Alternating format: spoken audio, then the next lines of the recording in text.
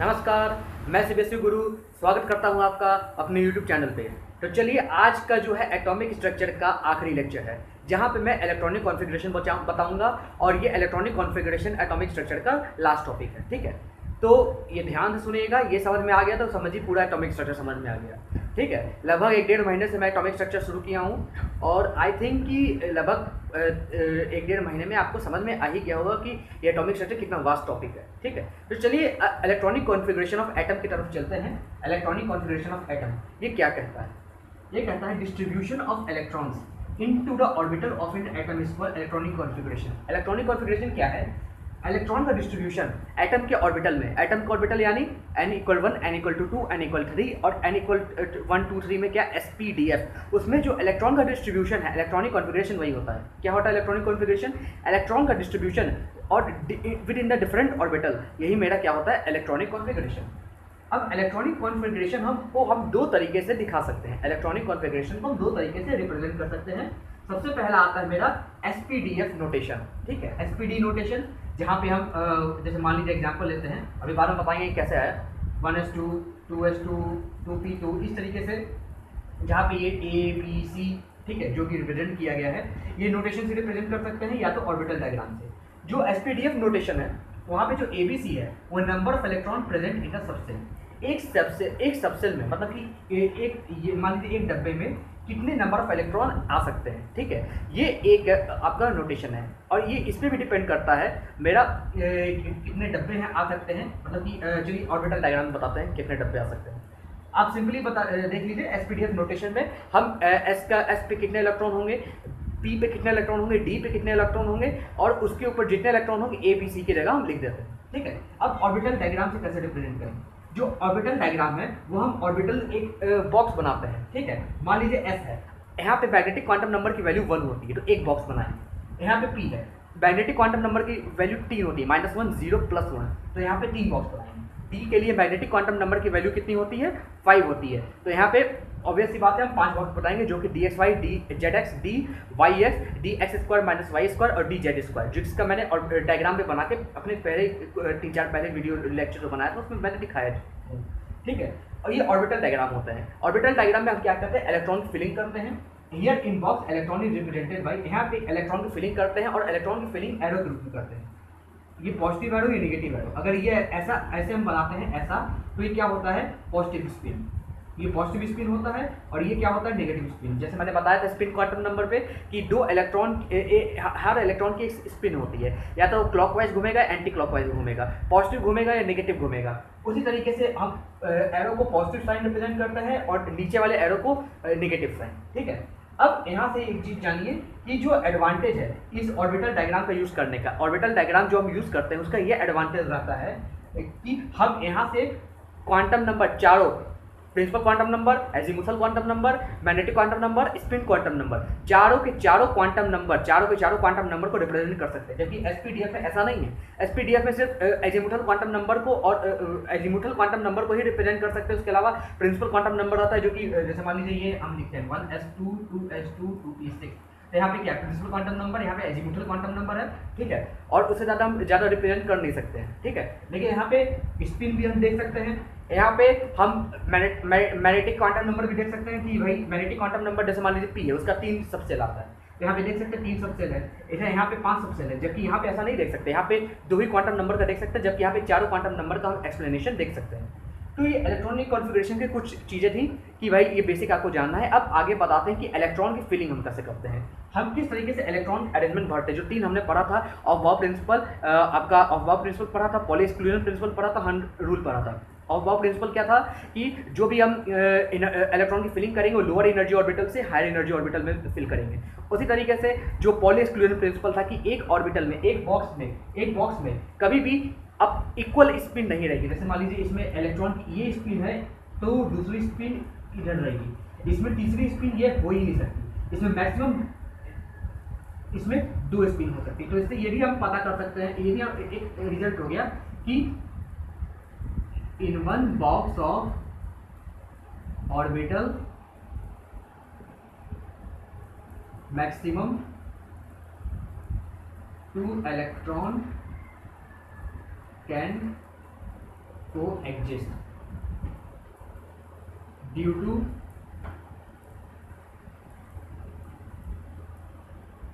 Poly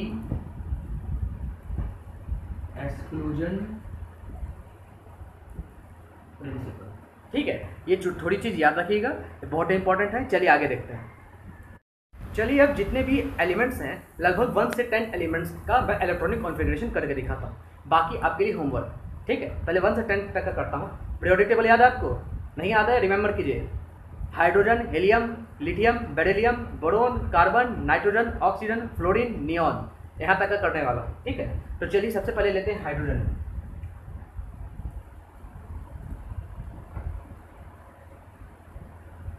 hydrogen, helium, lithium, beryllium, boron, carbon, nitrogen, oxygen, fluorine, neon. याद है ना? उसके बाद क्या होता है? Sodium, magnesium, aluminium, silicon. जितना तक आता था उतना तक लिख लेते हैं। सोडियम,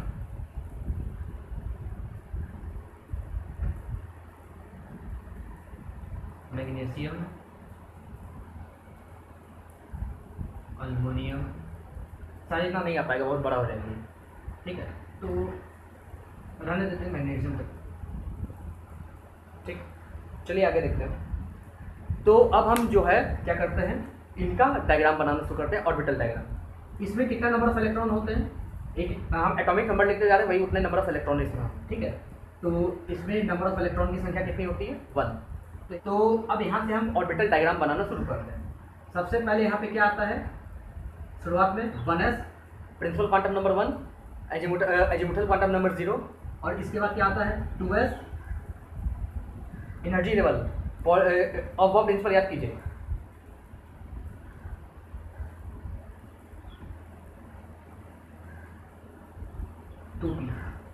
ठीक है, और पी में कितने ऑर्बिटल होते हैं अकॉर्डिंग मैग्नेटिक क्वांटम नंबर? 3, -1, 0, +1, इसलिए यहाँ पे 3 बना है। अब यहाँ पे ध्यान दे देखिए, इलेक्ट्रॉन कितने हैं आपका? एक है इलेक्ट्रॉन, हाइड्रोजन। ठीक है, इलेक्ट्रॉन एक है। अब फिलिंग कैसे होगी? लोअर एनर्जी ऑर्बिटल से of Bob principal.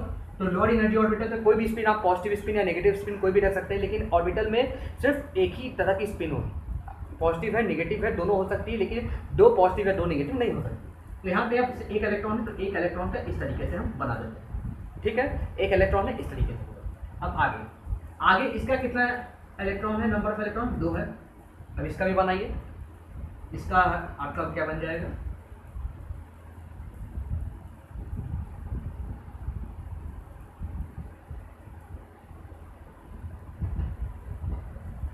According to the आपका हंस रूल कि भाई अगर यहाँ पे पॉजिटिव है, यहाँ पे नेगेटिव आएगा। ठीक है, और जब तक एक ऑर्बिटल, अकॉर्डिंग टू द हंस रूल, जब तक एक ऑर्बिटल पूरा फिल नहीं हो जाता, लोअर एनर्जी ऑर्बिटल, हम नेक्स्ट ऑर्बिटल में मूव ऑन नहीं करेंगे, नेक्स्ट ऑर्बिटल में मूव ऑन नहीं करेंगे। ठीक है, इसी तरह अब लिथियम की बात करते हैं। इसमें कितना होता है? 3। इसमें कितना होता है? बेरिलियम में 4, 5, 6, 7, 8, 9, 10, 11, 12। ठीक है, इतना होता है। 12 तक का हमको यहाँ पे करना है। आप इस वीडियो को पॉज कीजिए, खुद से करिए, मैं तो कर ही रहा हूँ यहाँ तक, आप भी वीडियो को पॉज कीजिए, खुद से करना शुरू कीजिए। अब सबका मैं बॉक्स बना देता हूँ एक साथ। 1s, 2s, 2p। ठीक है, इसका यहाँ पे बना देता हूँ, यहाँ पे जगह नहीं है। ठीक है, यहाँ पे आ जाएगा आपका 1s, 2s, 2p।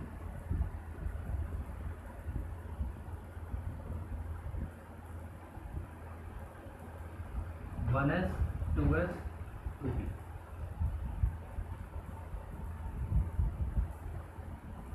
1s, 2s,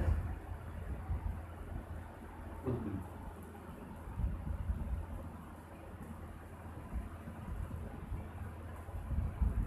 1s, 2s, अभी 2D की जरूरत नहीं पड़ रही है, 3D की जरूरत नहीं पड़ रही है, 3B फिर 3D डी की जरूरत नहीं पड़ रही है। इस तरीके से हम यहाँ पे लिख रहे हैं 2B 1s 2s 2p। इस तरीके से आप यहाँ पे बनाएंगे 1s 2s 2p 1s 2s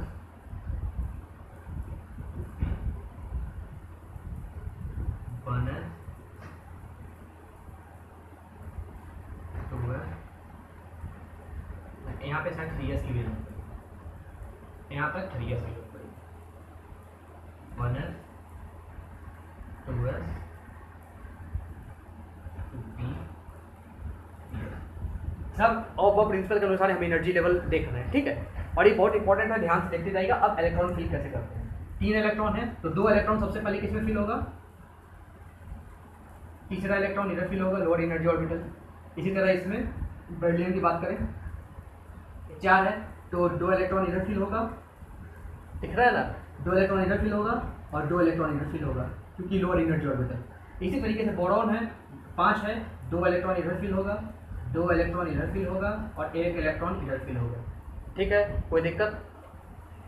अब देखिए यहाँ से हम वो बताएंगे जो आप कल पढ़ रहे थे, आपको समझ में नहीं आ रहा था, क्या, poly exclusion principal. Poly exclusion principal और हंट रूल दोनों का कॉम्बिनेशन। पॉली एक्सक्लूजन प्रिंसिपल में कहा था कि एक ऑर्बिटल में एक इलेक्ट्रॉन के स्पिन से ज़्यादा नहीं होंगे। जैसे इसमें ऑर्बिटल में है जिसका पॉजिटिव स्पिन है, इसका नेगेटिव स्पिन है, इसमें थर्ड इलेक्ट्रॉन नहीं हो सकता क्योंकि इसमें 2 स्पिन हो जाएंगे, 2 पॉजिटिव स्पिन या 2 नेगेटिव स्पिन हो जाएंगे, इसलिए नहीं हो सकते। पॉली एक्सक्लूजन प्रिंसिपल कहता है। और हंट रूल कहता है कि सबसे पहले लोअर ऑर्बिटल के इलेक्ट्रॉन फिल किए जाएंगे, उसके बाद पेयरिंग, पहले एक एक इलेक्ट्रॉन फिल किए जाएंगे फिर बाद में पेयरिंग हर ऑर्बिटल में। 1s में देखिए पहले सिंगल इलेक्ट्रॉन रखें फिर पेयरिंग हुई, इसमें भी सिंगल इलेक्ट्रॉन रखें फिर पेयरिंग हुई, अब इसमें सिंगल इलेक्ट्रॉन रखें, ठीक है। अब आगे देखिए कार्बन में, इसमें 6 है, इसमें, ठीक है। अब ये कितना हुआ, 5 हुआ। अब ऐसा नहीं है 6 लाने के लिए हम यहाँ पे कर देंगे, नहीं, अब यहाँ अब सबसे पहले सिंगल इलेक्ट्रॉन फिल होगा, उसके जब यहाँ पे सिंगल हो जाएगा फिर डबल होगा, आगे रखिएगा। इसी तरह 7 है तो यहाँ पे आपका इलेक्ट्रॉन फिल ऐसे होगा, यहाँ पे इलेक्ट्रॉन फिल ऐसे होगा, और 7 है 5 6 और 7, ठीक है। इस तरीके से इलेक्ट्रॉन फिलिंग होगा, ध्यान रखिएगा सर। ऑक्सीजन है इलेक्ट्रॉन फिलिंग, ये कितना हुआ, 1 2 3 4 5 6 7 8 लाना है। अब इलेक्ट्रॉन की पेयरिंग शुरुआत होगी according to the Hund rule, electron की पेयरिंग।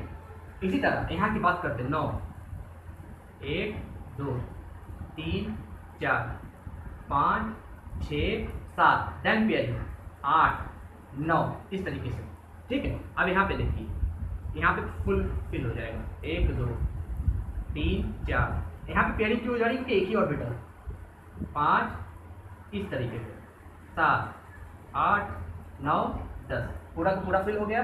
अब आगे हमें 3s ऑर्बिटल की जरूरत पड़ी, ठीक है। और सोडियम में कितना होगा, 1 2 3 4, ये तो पूरा फिल हो जाएगा, 1 2 3 4 5 6। अब यहाँ पे 1 आ जाएगा, 10 6 4 10 और 1 11, और 12 का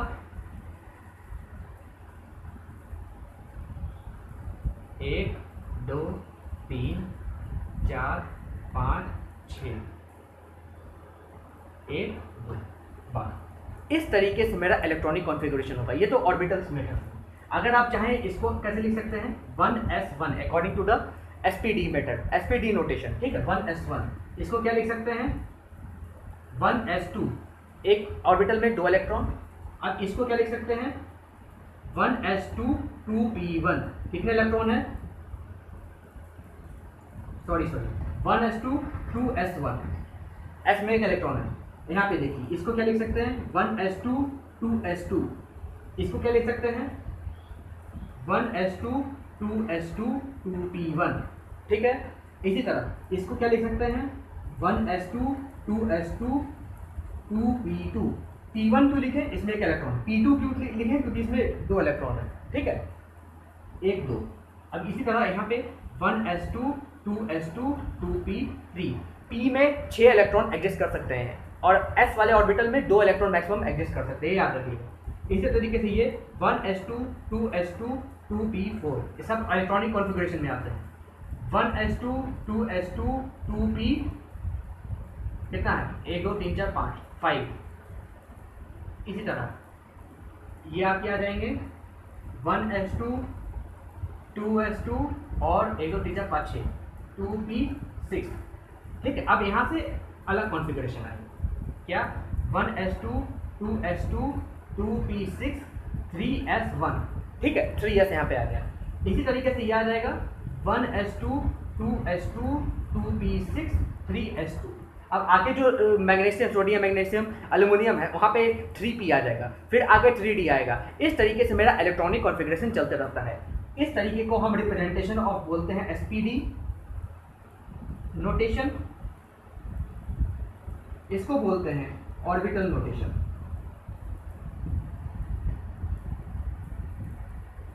तो ये इलेक्ट्रॉनिक कॉन्फ़िगरेशन मेरा यहाँ पे कंप्लीट हुआ, पूरा खत्म हुआ। ठीक है, तो ये था मेरा एटॉमिक स्ट्रक्चर पूरा। एटम का किस तरीके से हमने पढ़ा, सबसे पहले हमने कहाँ पे हमने शुरू किया था, कैथोड रे ट्यूब में।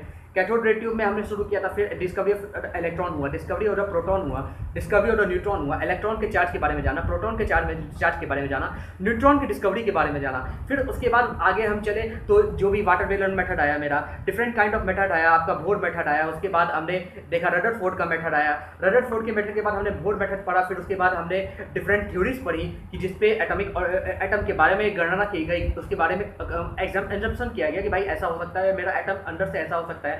फाइनली जब वेव और इलेक्ट्रोमैग्नेटिक रेडिएशन के बारे में पढ़ा, जहाँ पे dual nature of electromagnetic radiation के बारे में पढ़ा, जहाँ पे particle nature as well as wave nature के बारे में पढ़ा, बहुत सारे न्यूमेरिकल भी उधर किए थे।